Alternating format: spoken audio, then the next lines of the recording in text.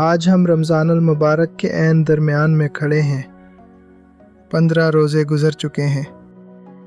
ہم اللہ سے تعلق جوڑنے کی کوشش کر رہے ہیں، لیکن کیا آپ کو معلوم ہے کہ اللہ نے ایک رشتہ ایسا رکھا ہے جس کے بارے میں فرمایا کہ جو اسے جوڑے گا میں اسے جوڑوں گا، اور جو اسے توڑے گا میں اسے توڑ دوں گا۔ وہ رشتہ ہے رحم کا، یعنی آپ کے خونی رشتہ دار۔ صلہ رحمی کا مطلب ہے اپنے رشتہ داروں کے ساتھ بھلائی کرنا، چاہے وہ آپ کے ساتھ برائی ہی کیوں نہ کریں۔ رمضان سیریز کی اس 15ویں قسط میں ہم بات کریں گے ان کٹی ہوئی پتنگوں کو دوبارہ جوڑنے کی جنہیں ہم انا کی وجہ سے چھوڑ چکے ہیں۔ ہم میں سے بہت سے لوگ ایسے ہیں جو تہجد گزار ہیں، روزے دار ہیں، حاجی ہیں، لیکن اپنے بھائی سے کٹی ہے، بہن سے بات چیت بند ہے، یا چچا اور ماموں سے برسوں سے ناراضگی ہے۔ حدیث مبارکہ ہے کہ قطع رحمی والے کی کوئی نیکی قبول نہیں ہوتی اور وہ جنت کی خوشبو تک نہیں پائے گا۔ ذرا سوچئے، کیا ہماری انا اتنی بڑی ہے کہ ہم اپنے پورے مہینے کے روزے داؤ پر لگا دیں؟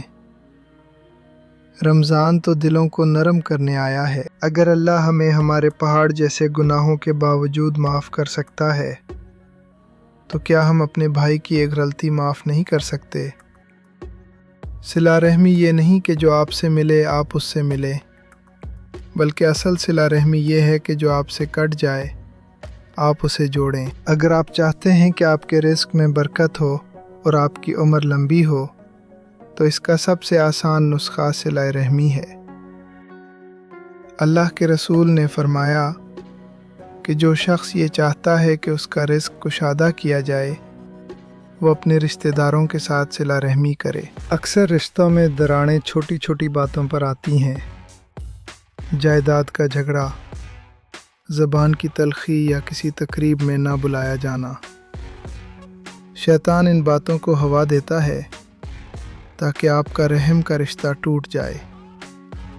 اس رمضان میں اپنی انا کو قربان کریں۔ ایک فون کال، ایک میسج یا افطاری پر ایک چھوٹی سی دعوت برسوں کی دوریوں کو ختم کر سکتی ہے۔ یاد رکھیے، جھک جانے والا کبھی چھوٹا نہیں ہوتا، بلکہ اللہ اسے بلند کر دیتا ہے۔ صدقہ اور خیرات کا پہلا حق آپ کے غریب رشتہ داروں کا ہے۔ اگر آپ کا کوئی قریبی رشتہ دار تنگی میں ہے اور آپ دور دراز کے لوگوں کی مدد کر رہے ہیں تو آپ کی اس نیکی میں وہ وزن نہیں ہوگا جو ہونا چاہیے۔ اپنے خاندان کے غریبوں کو ڈھونڈیں، ان کی سفید پوشی کا بھرم رکھتے ہوئے ان کی مدد کریں۔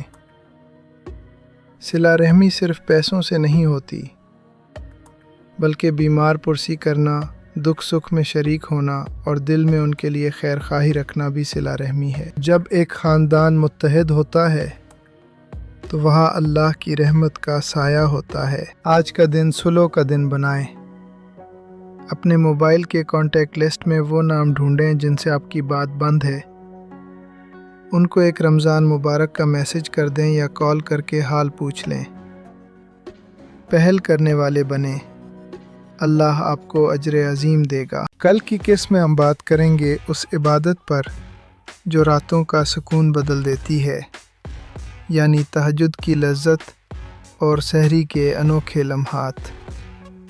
ذیشان اظہر آفیشیل سے جڑے رہیے۔ اللہ نگہبان۔